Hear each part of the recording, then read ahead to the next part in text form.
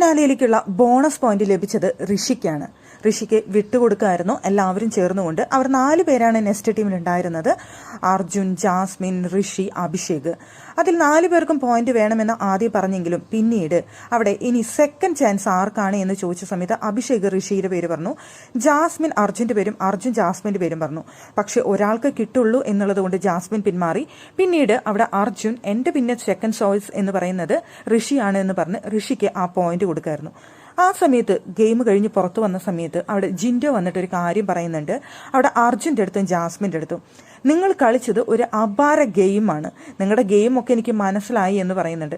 അപ്പോൾ അർജുൻ പറഞ്ഞു, എന്ത് ഗെയിം? പ്രത്യേകിച്ച് ഒരു ഗെയിമുമില്ല, ഞങ്ങൾക്ക് അവിടെ അഭിഷേകിനെ കൊടുക്കാൻ താല്പര്യമില്ലായിരുന്നു, അതുകൊണ്ട് ഋഷിക്ക് കൊടുത്തു എന്ന് പറയുന്നുണ്ട്. അപ്പോൾ അവിടെ ജാസ്മിന് പറയുന്നുണ്ട്, എന്റെയും കാര്യം അതായിരുന്നു, എനിക്കൊരൊറ്റ പോയിന്റ് ഉണ്ടായിരുന്നു, ആർക്കാർക്കും അത് കിട്ടാതെ പോവരുത്, ആർക്കെങ്കിലും ഒരാൾക്കെങ്കിലും അത് കിട്ടണം, ഞങ്ങൾ കഷ്ടപ്പെട്ട് കളിച്ചതല്ലേ എന്നുള്ളതുകൊണ്ട് ആർക്കെങ്കിലും കിട്ടണം എന്നുള്ളത് കൊണ്ടാണ് ഞാൻ പിന്മാറിയത് എന്ന് അവിടെ ജാസ്മിൻ പറയുന്നുണ്ട്.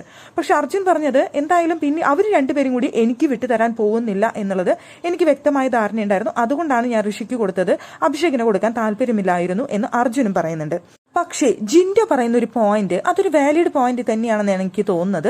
ഇപ്പോൾ ഋഷിയെ സംബന്ധിച്ചിടത്തോളം നമുക്ക് തന്നെ അറിയാം, ഋഷിക്ക് അത്രയും ഫാൻ ബേസ് ഉണ്ടായിരുന്ന ഒരു വ്യക്തിക്ക് പക്ഷേ ഇപ്പം അത്രയും വോട്ടുകൾ ലഭിക്കുന്നില്ല, ബിഗ് ബോസിൽ നല്ലൊരു മത്സരാർത്ഥിയായിട്ട് ഋഷി നിൽക്കുന്നില്ല എന്നുള്ളത് കൊണ്ട് തന്നെയാണത്.